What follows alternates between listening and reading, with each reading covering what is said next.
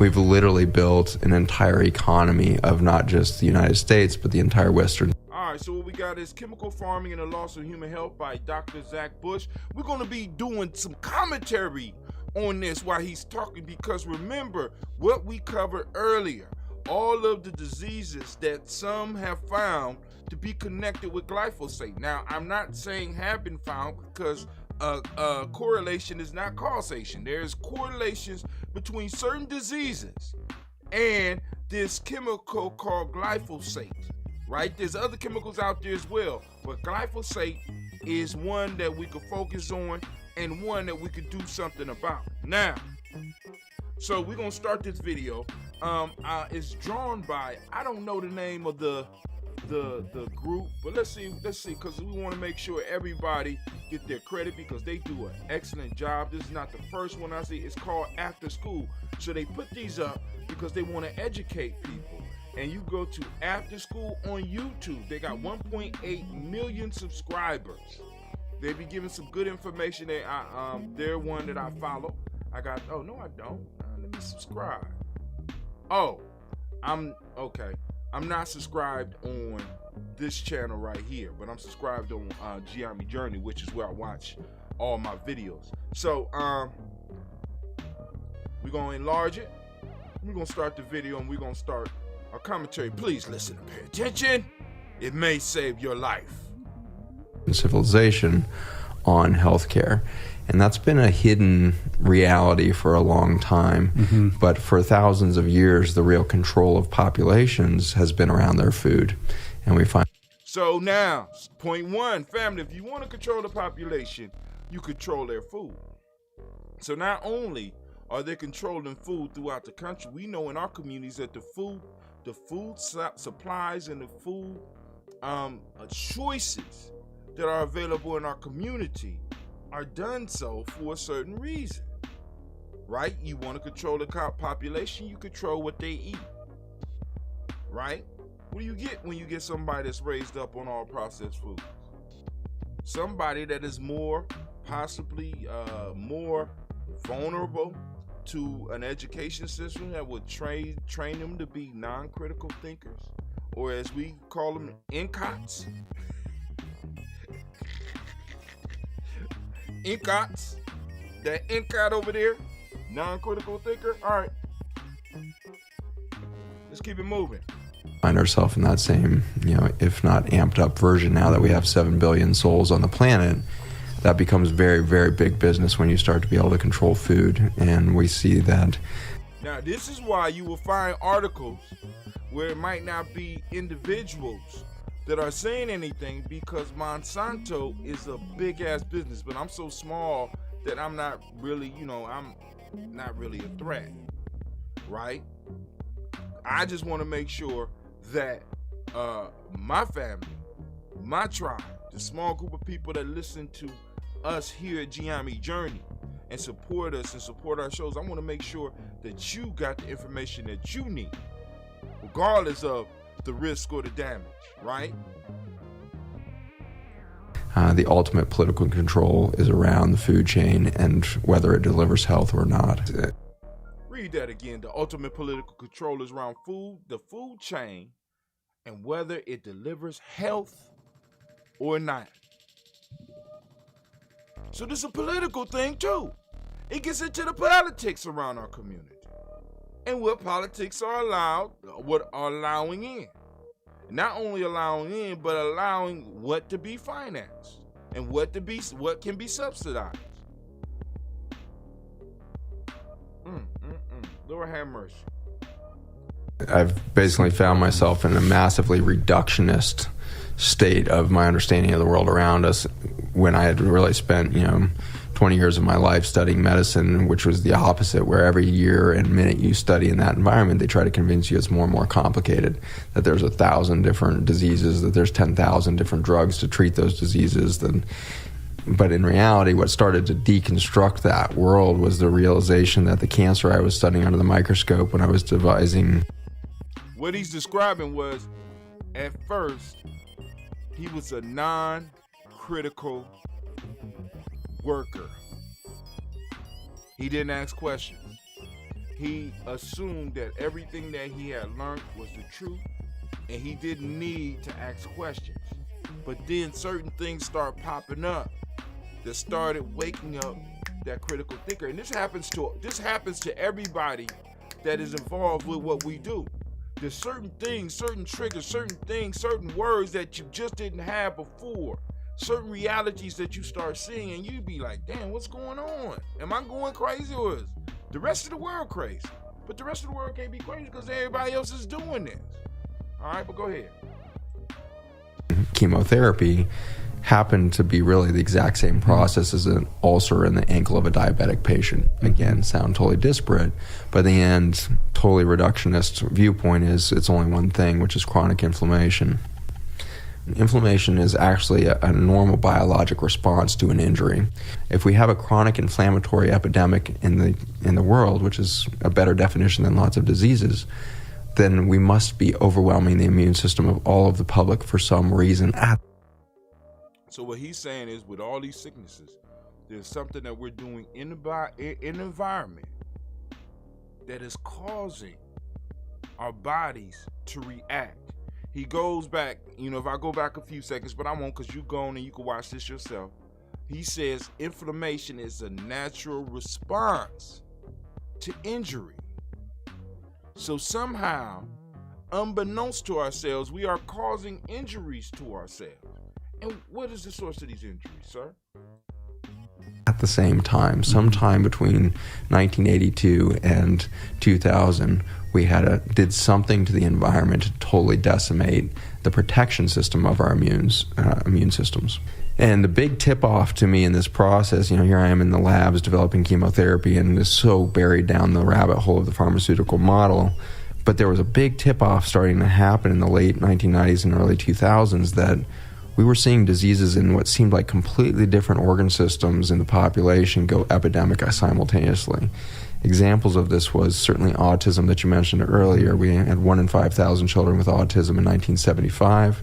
Today we have, just 3 weeks ago, released the most recent data, 1 in 36 children with an autism spectrum disorder. Now I want y'all to look at that chart. Go back, look at that chart, right? Go back. Well, let's go back. We need to go back and we need to look at that chart. He said in 1975 there was 1 per 5,000. So in 5 years, it went from 1 in 10,000 to 1975 to 1 in 5,000. So what happened around that time? Something happened, right? Now we're at a point now where it's 1 in 36. All right, but go ahead, let's go. Of this was certainly autism that you mentioned earlier. We had 1 in 5,000 children with autism in 1975. Today we have, just 3 weeks ago, released the most recent data, 1 in 36 children with an autism spectrum disorder. And the big argument for a long time was, well, maybe we're just diagnosing and recognizing autism better, which is kind of laughable if you've ever sat with an autistic child. Here's a 5-year-old who can't speak, can't make eye contact, hits his head on the wall for a few hours a day to try to console his terror. We didn't miss that in 1975. This is not a diagnostic dilemma. But then to further emphasize that, the fastest acceleration in that growth pattern of this epidemic has happened between 2012 and today, where we're seeing a doubling time every 2 to 3 years. And so it's doubling every 2 to 3 years. It's a law in technology. I can't think of the law. Anybody out there that's listening, if you know the law, it's a law with technological advancement, like for computers. I can't remember what the name of the law is, but every 2 years, we double our computing abilities, right? So this disease is following a similar piece. But hold on, let's go. That autism rate, at the current rate, we'll see 1 in 3 children with autism in 2035. And then in 1996, we saw this sudden rise in the... So they said by 2035 we'll see 1 in 3. Did I hear that right? Was that right? He said 1 in 3. Let's see what else going on here. Alzheimer's dementia in women. Interestingly, the Alzheimer's rates has not changed in males since that time. But at the same time, 1996, we see this uptick and consistent linear growth parallel to that Alzheimer's track in women with Parkinson's in males.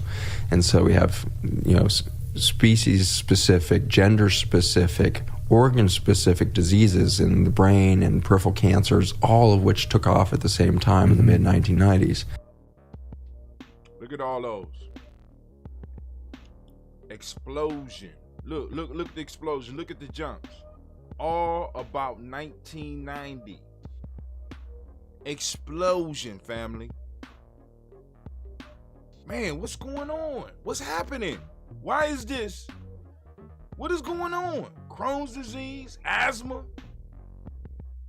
You know what I'm saying? We got a lot of these diseases they just blew up. Right here in 1990. If you look on the chart, right about 1990, all the way up till 1990. In 1990, you start seeing a upward tick of all of them. We just take a line and we just go straight up. We can see that all of these start increasing in the 1990s. Some of them off the chart.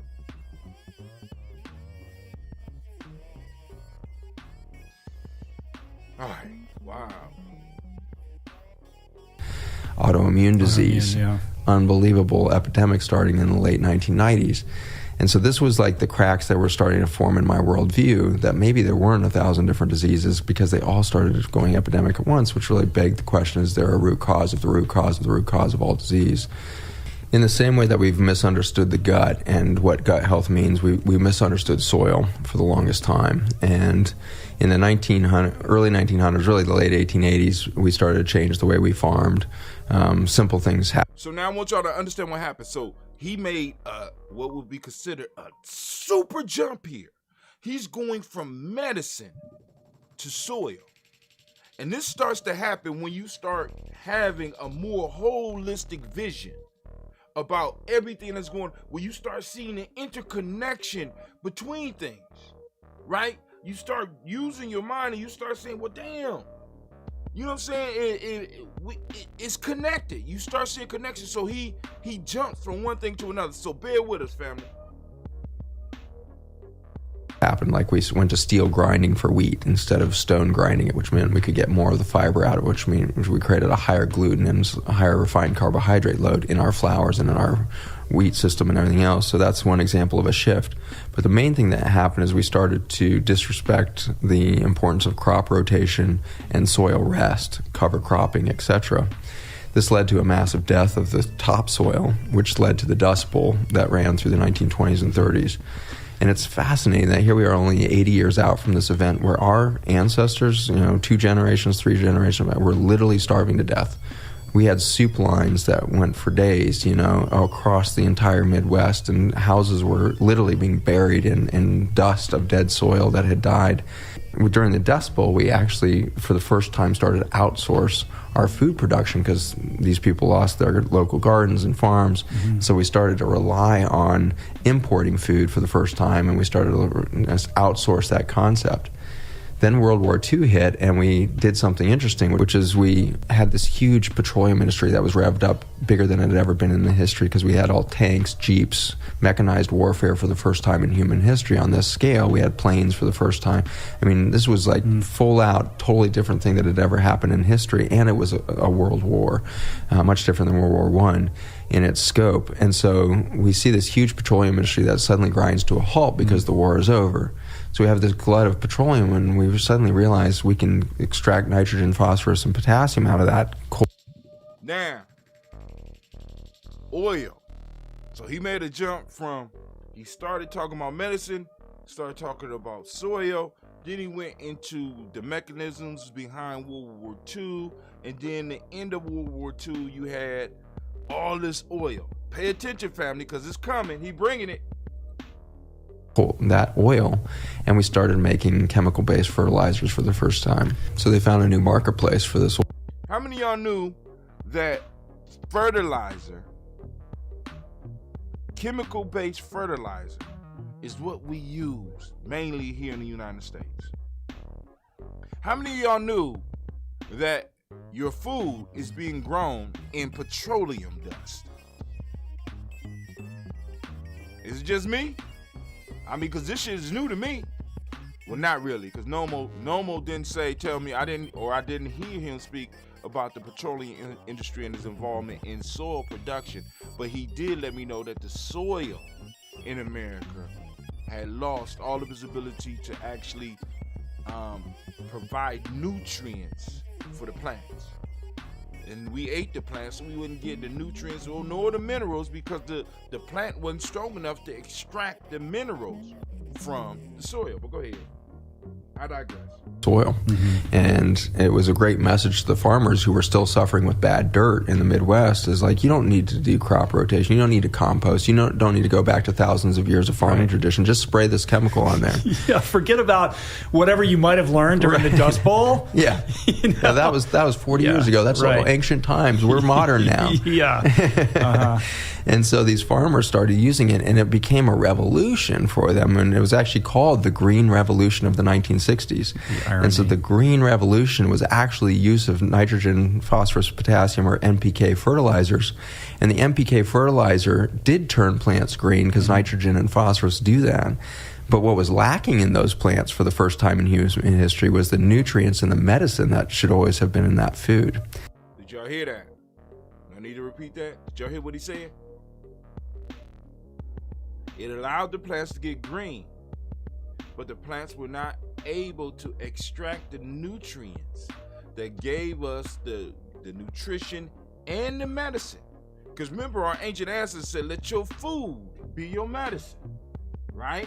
So when I'm eating an apple, I'm supposed to be eating something that is healing me. Why? Because that apple is a result of a plant that has been able to pull nutrients from the soil and translate it and form it into an apple with seeds that I would be able to eat because it was attracted to me and helped spread the seeds of that plant. But now, a lot of these plants are not even able to extract the nutrition that I need. They're just able to get green, so they look pretty. Sort of like some of our people, you know, they look pretty. They're not really. When you really get down to it, there's no sustenance there. Anyway, go ahead. And so the plants became weak. Just like a human being who lacks nutrients, their immune system goes down. And when a plant's immune system goes down, it becomes prone to viruses, pests, and it can't excrete the stuff from the root system that would keep weeds at bay. And so now the plants are getting, attacked from the outside, if you will, and the chemical industry says, no problem, here's a new chemical weed killer, here's a pesticide. And so the chemical fertilizers weaken the plants. They no longer pull up the nutrition that they need, nor could they produce the things to protect themselves that made it possible for them to grow in a natural environment. So the chemical companies came with something new. Let's check it out. And so the farmers got themselves locked into this codependent relationship with chemical fertilizers, then chemical drugs for the plants to keep them. I just want y'all to see that. Destroy the environment, environment destruction, soil death. Then you get okay, here's some chemical fertilizers. Chemical fertilizers produce weak plants. Weak plants get attacked by pests. Now you need chemical drugs to keep the pests and the weeds away, which leads to more environmental destruction, which is a loop. It loops back onto itself. So we have the petroleum, we have the chemical industry basically creating a master hustle where they create problems and then come up with the solutions for the problems and getting that money. Hell with your help.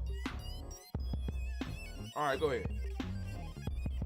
Alive despite a failing biology underneath the surface there. Right. Akin to taking a drug to deal with the symptoms of some ailment that you have that creates a whole battery of side effects that then require you to take another drug to deal with those. It's just an environmental version of that. It's exactly the same thing. And in fact, the drugs have been the same in a lot of ways. The main drug is antibiotics. Western medicine really got its first foothold with penicillin, our first antibiotic, and that happened to be in the 1940s with World War II.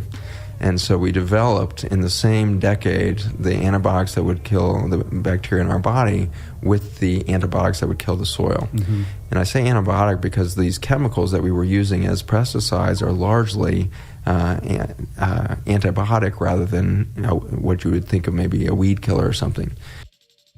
So he's stating that many of the pesticides that are being used are more of an antibiotic than something that we would consider as a true poison. So it's an antibiotic. Now listen to this. Here we go. We're gonna bring it home. We almost there. And the most famous of these, of course, has become Roundup, the most single successful chemical warfare that's ever been sold on the planet.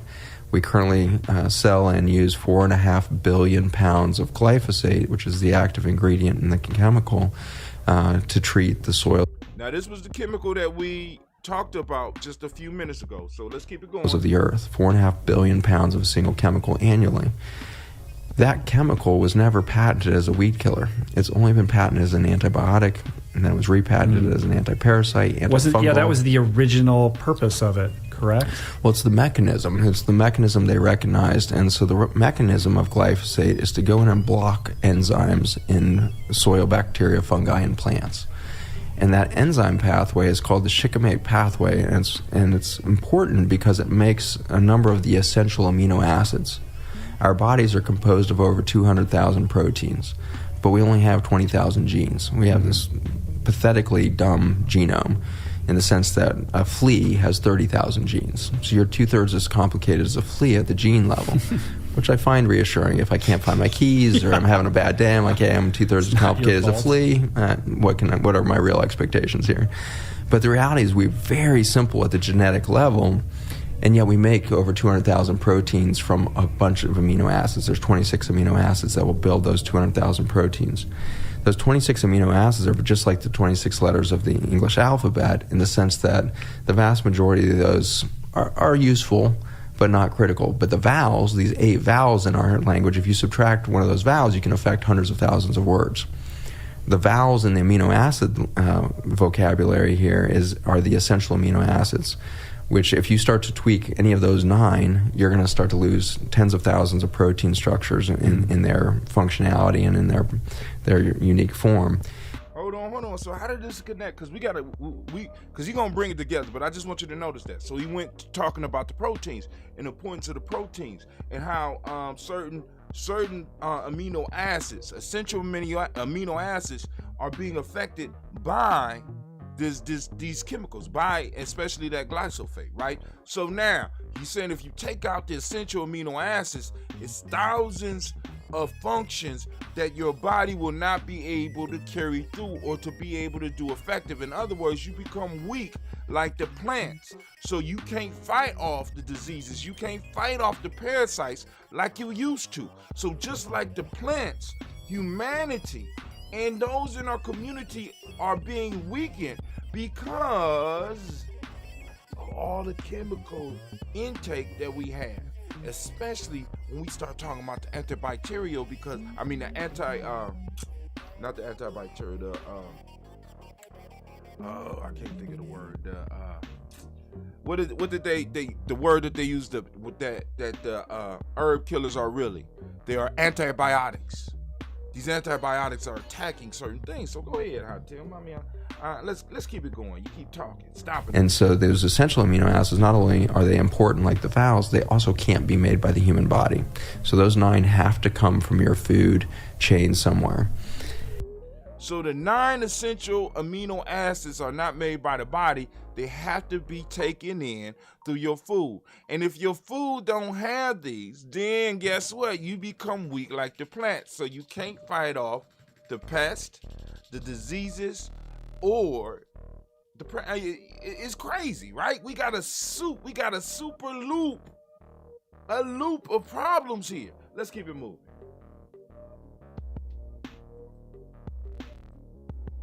And it turns out that they are only made by the bacteria, the fungi, and the plants. You don't have a shikimate pathway in your human cells. And so these essential amino acids are blocked through the shikimate pathway by Roundup. And so imagine treating...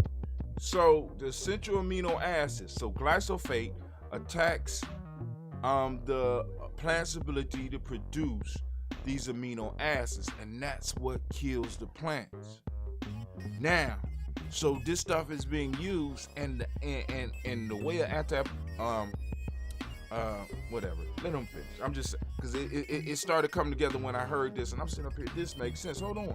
So essential amino acids are blocked by the the shikimate pathway through Roundup.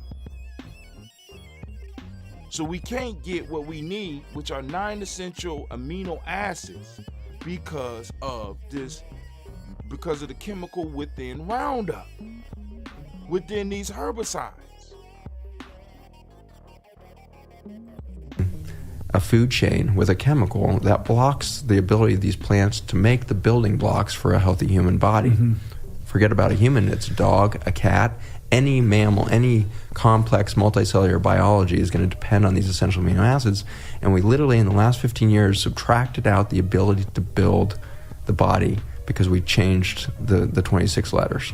And so the current statistics is that less than 0.1% of the Roundup used on the planet actually hits a weed. The other 99.99% gets into the soil and into the water system and wash. Did y'all hear that? 99% of the Roundup we use is washed off into the water and to the rivers, and oh my God, go ahead. Washes off. And so we are now seeing the runoff from these farms and in the water table itself. So we have fossil aquifers in the United States here that run from Canada all the way down to historically Mexico that is now dried up. We've turned over 1,000 square miles of Texas into desert over just the last 20 years from sucking water out of the ground. Mm-hmm. That fossil aquifer is now contaminated with Roundup that's filtered down into this ancient freshwater source for us. And then in the same moment, you've got the Mississippi River, which collects over 80% of all of the Roundup in the country. And then it's evaporating the whole time, so it's going into the air that you breathe, and then it goes into the clouds, and then it rains down on us. Recent studies in the air and rainfall in the southern United States is showing 75% of the rain, 75% of the air contaminated with Roundup. So before you even take a bite of food, insane. You're being hit with an antibiotic when you breathe. You're getting hit with an antibiotic when you... So you got these antibiotics constantly hitting. What does that mean? Somebody on the line? You got the constant antibiotic hitting you. Let's keep it moving. When you experience rainfall. And so you may be growing organic crops, but they're getting rained on. And so we have now locked this water-soluble toxin into our environment. Fortunately, to give you a little bit of breather here from the bad news is that there are bacteria and fungi that can eventually digest the glyphosate. The downside is we need to stop spraying it so that they can return. Mm-hmm. We're decimating those very bacteria and fungi by the presence of Roundup to the point where they're not digesting it. Current estimates is if we stop spraying Roundup tomorrow, it would take about 50 years before our ecosystem saw a drop in the level of Roundup below our toxic level. If the conspiracy theorist was right, then we'd see 1 in 2 people with cancer, we'd see 1 in 30 kids with autism, we'd see Parkinson's going crazy. They're literally repeating back, if it was toxic, we would see literally what we're seeing, And so the reality is the public health statistics have gotten so grim in the last 8 years that nobody can call this a conspiracy theory anymore. Right, but it's almost like, but where's the smoking gun? The smoking gun is what's been missing. Mm-hmm. That's what we found in 2012. So in 2012, we found it backwards. I don't think anybody's actually smart enough with the human gray matter that we're given to actually create a paradigm shift prospectively, right? So every great, mind that we look to in past, Galileo or, Ben Franklin or anybody, we said, they discovered something, or, Edison. These just came at moments when the evidence got so overwhelming that it became obvious, right? And so in the same way, in 2012, the evidence was getting so overwhelming that we were onto something in the nutrition world. But at the time I was still thinking cancer therapy, because my background was in chemotherapy development. And so when I found these molecules in soil that looked similar to the chemotherapy I'd been making, a lot of bells started ringing. He found chemicals in the soil that was very similar to what people experience when they go through. Well, basically, he found stuff in the soil that they use in chemotherapy. Chemotherapy is used to kill cancer. All right, let's keep it moving. I don't want to hold you up. I said it. Like, what is that? Where did it come from? How is there medicine in the dirt? Like, where is that coming from? And within a few weeks of that discovery of those molecules, we found out that bacteria and fungi were making these specific shapes of these carbon molecules. And that really closed the loop for me, because there had been some papers coming out in the mid-2000s in the cancer world that were starting to say that the bacteria in your gut were predicting which cancers you would get. So they could predict what cancer you were susceptible to by what was in your microbiome. Family, I don't know if y'all following this from the beginning to the end, because it's like it's going in many different directions, but what it is showing us is that we live, when we say we lift up our glass and we toast all of our relations, we're linked to the entire thing, right? Because a lot of people, we carry ourselves and we act, right? We act like we're separate. We're part of this. The circle of life. Just saying, but go ahead, man. Go, I'm sorry. If you're missing these bacteria, you would get prostate cancer. If you had these bacteria, you would get breast cancer. That was so radically bizarre and out there for our current model, even to this day, as to how cancer worked. But now you fast forward 8-10 years, and now there's tens of thousands of articles that are showing that genomically, the bacterial genome is way more important in determining cancer than the human genome. And so this reality was hitting. And so in 2012, when we discovered these chemicals that look a little like chemotherapy that are made by bacteria and fungi in the soil, it suddenly closed the loop of, oh my gosh, what if the bacteria in our gut is doing the same thing? What if the bacteria and the fungi are actually our best source of medicine for everything? And so that's the direction we were going. But as soon as we put this into Petri, so they started wondering if a healthy microbiome might be the source of great health. But hold on, let's see. He said he put them in a petri dish and something happened. dishes with cancer cells and beyond, we suddenly realized, no, there's something way deeper happening with this information stream coming out of bacteria and fungi. And it was my chief science officer, Dr. John Gilday. He's a PhD in genetics and cell biology, and he was the first to realize that we had put our finger on the glyphosate toxicity issue, is that this communication network from the bacteria and fungi was actually supporting the protein structure in our gut lining. And so it turns out that the gut is held together, these trillions of cells that make up that cellophane layer, by tight junctions. These are Velcro-like proteins that hold one microscopic cell to the next to create this coherent carpet. And he had recognized before this, and a number of other labs had started to publish, that glyphosate seemed to increase the permeability of this membrane. And nobody was... So, family, I want you to imagine you got your zipper that holds your pants together, and something gets on the zipper and start dissolving the little links, and you try to go up and the piece that you zipping with falls off. So now you can't close your pants, right? So in the microbiome, right, you have these proteins that hold all this stuff together like that, and something is dissolving their grip and causing them to open up. Now, a lot of y'all are like, why is that important? Hold on. I was really sure why yet. But we suddenly realized that if this bacterial communication network was in there, we couldn't injure the membrane. It became bulletproof to the glyphosate injury. And so in that journey, we started to really study glyphosate and its relationship to the human cells, because like you said, Monsanto's been swearing up and down that there is no harm to the human body, because the shikimate pathway only exists in bacteria and fungi. Well, that may be true regarding that enzyme target, but the classic thing with any drug is it always has off-target effects, right? And so that's why drugs have side effects, is they don't actually go and do exactly what your doctor says it's going to go do. It's going to hit a bunch of other receptors and do other things. The side effects of glyphosate that are outside of the shikimate pathway is direct injury to the protein structure that holds your gut lining together. This would be bad news if that was it. But it turns out that every macromembrane in your body, the blood vessels that fuel your entire body with oxygen and nutrients, are held together with the same tight junctions. The blood-brain barrier that protects your peripheral nervous system and your brain, same tight junctions. The kidney tubules that are held together to detox your body, same tight junctions. And so what's happened as we've introduced a chemical that's directly toxic to this Velcro-like protein is we turn into leaky sieves on the front end, gut leak and nasal sinus leak. And so every time we breathe, every time we eat, we're starting to leak and our immune system gets overwhelmed. Then the blood vessels that are supposed to deliver either an immune response from peripheral or get nutrients to some distant space is also leaking. And so we're getting permeability of the blood vessels. Then you get to the blood-brain barrier. This is supposed to be the holy of holies. A peripheral nerve or the brain is supposed to be protected against everything in your blood, because even glucose, which is the main fuel for your brain, should not get into the brain in an unregulated fashion. It will damage the nerves.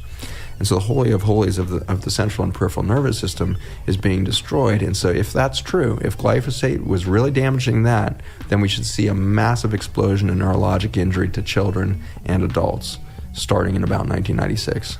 And that's exactly when we see this steep increase happening in autism, Alzheimer's, Parkinson's, neurodegenerative conditions like MS, autoimmune diseases, and all the rest.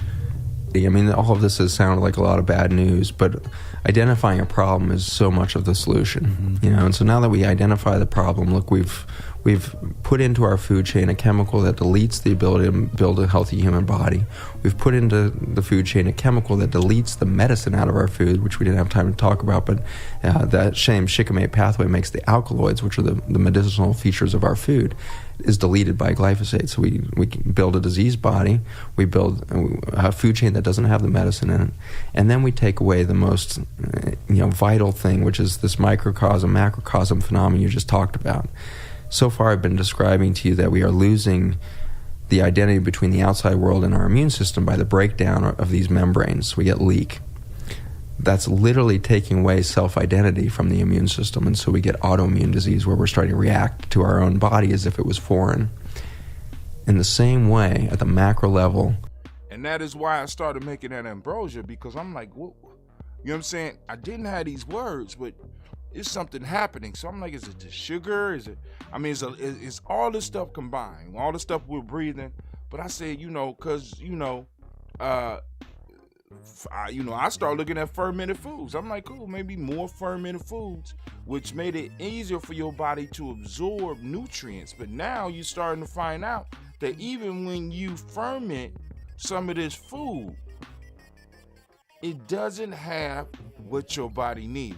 So we have to find different ways to supplement our body's needs, different ways to introduce foods in different groups of whole foods to our body to help provide the needs, especially the needs of our microbiome, right?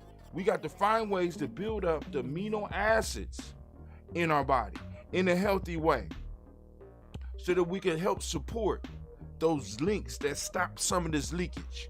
Because I don't run into leaky gut syndrome. All this stuff is autoimmune diseases because your body is not able to distinguish itself from an outside terrorist.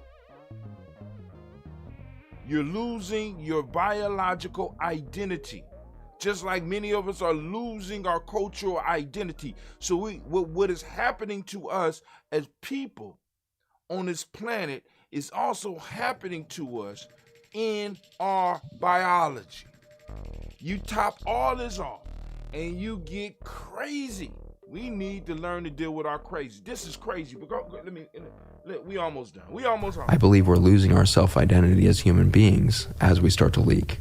And we start to become majorly depressed, panic disorder. We start to get lost down these rabbit holes of doubt, insecurity, fear, guilt.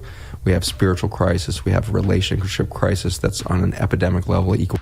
All this is from us not being able to establish a connection with Mother Earth because there is something interfering with the signal. We are getting mankind food. We are not getting Earth food. We are not being able to really sustain ourselves from our mother because our mother is being destroyed and being poisoned. Our food is being poisoned. We have, and then on top of that, you take this food that does not have the full nutrients that you need, and then you process them. Oh my God. Think about that. Then you process it. Brother Hatim, what can we do about it? Hold on. I want to cancer and beyond. The ability to stay in human relationships seems to be the most complicated thing that we could possibly endure right now. It's because we are literally losing self-identity at the cell level because we are eating a chemical that breaks our self-identity at the cell level. As sickness happens and it results in an immune reaction and a healing process. I think that's what's happening to our society right now. We have a sickness and a disease on the planet of loss of self-identity and human consciousness of our purpose here, only to trigger the ultimate healing process, which is to realize that we're all one. We are all on one mission to find truth in ourselves and through one another. We are calling in community. We are going to overcome the isolation of our cell phone era. We're going to start to touch each other more. We're going to hug each other more because we have to. And that's a beautiful healing process that I already see afoot in the world around me. And I'm blessed to be able to go and speak all over the world right now. And I'm blessed in that journey to see humans changing their macro consciousness as they change their diet, as they change their nutrition, as they get in touch with their food chain, as they put bacterial and fungal communication networks back into their body. They come back 18 months later to my clinic and they'll say, "Doc, I just left my husband. He's been abusing me for 35 years and I finally realized I don't deserve that." And I left. And so a woman can in an instant suddenly realize as her boundaries go up at the gut and at the blood-brain barrier, her macro boundaries of that's not spiritually and psychologically appropriate. I am me, I am important, I am loved. I don't need that kind of abuse in my life. In the same way, I'll have somebody walk in and say, "Doc, I just quit my job. I just started my company that I've been wanting to start for 30 years and wasn't confident enough to start. I just realized I am ready, and I just did it." And so I have this goosebump experience over and over again, despite some of the tragedy that's in the talks that I give and the science that I now know. And I'm constantly seeing this bubbling up of human hope and human healing and consciousness coming on. And I take great hope in that. I take great excitement that if a few of us can become conscious and aware and awake right now, it has a ripple effect that is so quick, and it has to be quick because one thing we can be certain with, no matter what background we come from scientifically or politically, we can agree that any society faced with 1 in 3 children with autism will collapse under a financial blow that is inescapable. And so we're about 16 years away from a sure, complete collapse of our financial status as a country, and yet we don't hear a single politician talking about it. Because why? Because the politicians are not the solution. You and I are the solution as consumers, and we are doing it already. The organic food movement, nobody predicted how successful it was going to be. 10 years ago, it was less than 1% of the food sold in the country, and now we're pushing it. We're up to maybe 4 or 5% in a lot of communities. If we can push that to 16%, these are numbers that were apparently leaked from Monsanto. In their marketing analysis, if the American food chain became 16% organic, Monsanto and chemical farming would lose its financial stability. Thank you for watching this episode. All right. So that's Dr. Zach Bush. Let's give him a round of applause. That was dope. Now let's get back to our screen. Full screen. All right, cool. So that's gonna be the show today, family. Listen, man. But I just want y'all to think about it. Now, what are some solutions? You said you was gonna come with some solutions. All right, cool. So in my research and talking with people in the way that I do, people knowing that I've been pushing this ambrosia, for a while, people hooking me up with other people. I ran into a group that's a group called Microbiome, and they have this thing called a biomedic. The biomedic is something that helps you not only take care of your microbiome, but it helps push that chemical, glyphosate, up out of your system, right? I'm sitting up here, all right, cool, I'm giving it a try first, you know what I'm saying? But I'm letting y'all know, because, you know, we've been drinking, some of us been drinking our ambrosia, which been helping strengthen the microbiome. So we need to get ambrosia or get whatever else we're using some help. How do we clean this stuff up out of our system? And something else that I'm using right now, this is why I'm doing the Super Aminos 23 to help put those essential, you know what I'm saying, getting those essential amino acids and trying to get them back into my body. You know, I've also been using, of course, I've been using Bragg's aminos, you know what I'm saying, for years. Damn, maybe that's why I'm still healthy, you know, I'm still alive, right? You know what I'm saying? Because I've been having amino acids active in my body for a long time, but I'm actually added this to my regimen as well. This also comes from amino. So at the same time that I've been taking care of my microbiome, right, with our ambrosia, we got that ambrosia. Right now we got something to also add to the ambrosia to help build up the healthy microbes and microorganisms in our microbiome. We also now have something that can help our body naturally push out this glyphosate. Right, so we're gonna continue doing research on it, and I'm gonna continue sharing stuff with y'all. But family, I want to thank y'all for your time. It's been beautiful. Nobody called in. I mean, what's going on? The line off or something? Well, I'm gonna hang up the phone now. Cause somebody liable to call in when I'm about to do my I'm out scene. So family, I want to remind you, are now standing in the congregation of the mighty, the home of the stubborn minority, the place where your hustle builds muscle. This is Giami Journey Media.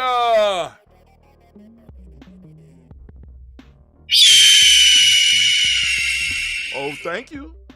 Thank you for doing your job. Of course, you know this is a Heart of a Simple production. And of course, this has been the Toast and Talk Imani. And it's a Heart of a Simple production. But we strive, and which we definitely possibly did today, to blow up your old paradigms. Here at Giami Journey at GNJ.media, GNJ.media. Please check out our free e-course. It's free, GNJecourse.com. I'll post it up for you once again, free, GNJecourse.com. This is one of the ways that we try to maintain what we do, as well as spreading the culture. I don't know why I did that, but there you go right here. Boom.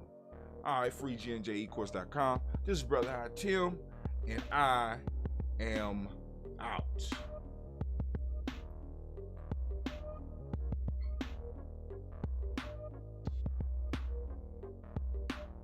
You wasn't doing